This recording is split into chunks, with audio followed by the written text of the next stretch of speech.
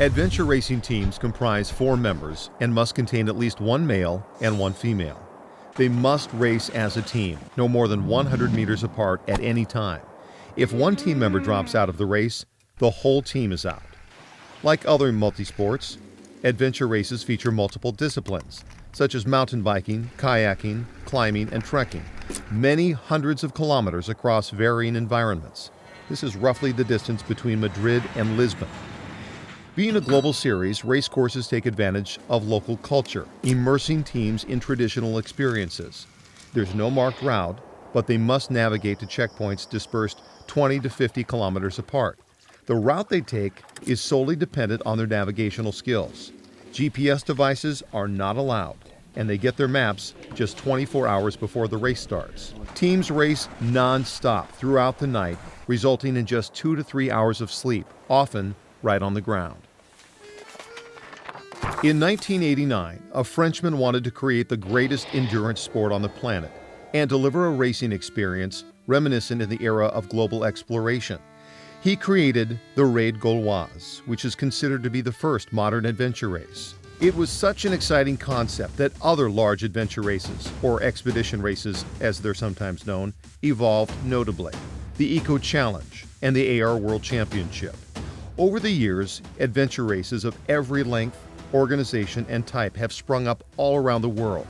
In 2001, the top adventure race events from around the world joined together to form the Adventure Racing World Series. Teams could qualify at one of the global events and attend the annual Adventure Racing World Championship, which continues to this day.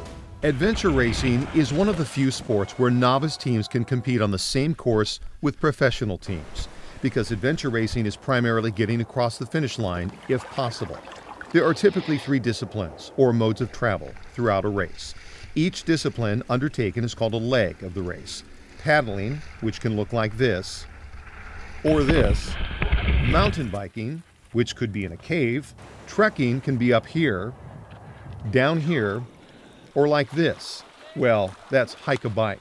The course director creates a new course for every race and searches out unique and compelling challenges for the teams. There is no limit to the number of legs in each race, their distances, or the order they're planned. At the end of each leg, teams enter a transition area where they resupply food, equipment, and prepare for the next leg. Equipment and food available for resupply comes from a box the team pre-packed before the start of the race, which was moved to the transition by the race organization. There is no outside help, so if you didn't pack what you need, then you must do without. Transition areas are still on the clock, so how long a team stays in transition is up to them. There are often unique disciplines along the adventure racing course. Some are the only way to get to the next checkpoint. Others may reflect the local culture and environment. Adventure racing can sometimes be so tough that only a few premier teams finish the full course as it was initially designed. However, in the spirit of adventure, race directors will reroute teams on a shortened course so they can reach the finish line before the final cutoff time. These short course teams are still racing and are ranked accordingly behind the full course finishers. Completion of an adventure race, full course or short, is often the main goal of teams and remarked upon as a pinnacle moment in one's life. This is a race through diverse environments, cultures, and often weather, which never stops a race. Adventure racing teams are prepared to be hot, cold, and endure whatever is thrown at them. Movement toward the finish line is relentless. Athletes have varied roles within their teams. A navigator, a captain, and a pack horse are but a few. The navigator, or nav, must be proficient at using a map and compass in the backcountry, moving their team from checkpoint to checkpoint, using skills and best judgment to determine the route, creating a race with many possible routes. A good navigating team can pass a fit team going in circles. The captain is the master of a team's strategy. They must balance the team's strengths and weaknesses against the challenges of the course and other teams. Often, they will set the team's pace, when and where to expend effort, and when to rest or sleep. Then there's the pack horse. Over many days of racing, everyone on the team is going to have a bad day. They might dehydrate, get sick, have low morale, or be injured.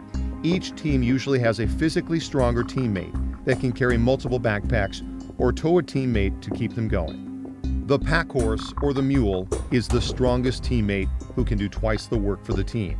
And this is not always a man. Adventure racing has developed its own language and race techniques. On tow is when one team member pulls a slower teammate along using a tow rope, be it the bike or the trek. As a team must stay together throughout, this is smart racing and brings the average speed of a team up. Teams create special towing systems that they can implement without even stopping. Sleep monsters describe the dark hand of sleep that begins to cloud your judgment and slow you down. Often, this sleep deprivation causes hallucinations in athletes. When to sleep and for how long are critical decisions a team must make, and there are many varied strategies. A dark zone is the only time race progress is halted. This is implemented by the race director when a section is just too dangerous to be negotiated at night.